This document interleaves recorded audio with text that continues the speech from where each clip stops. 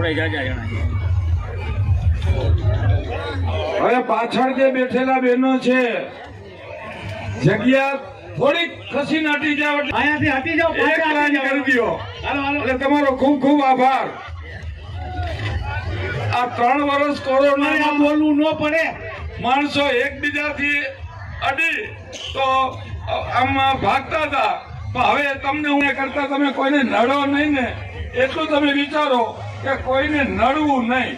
તો આ તમે શું કામ નડતર રૂપ થાવ છો અહીંયા પાછળ બેસી? એટલું તો વિચારો. પાપ છે હો.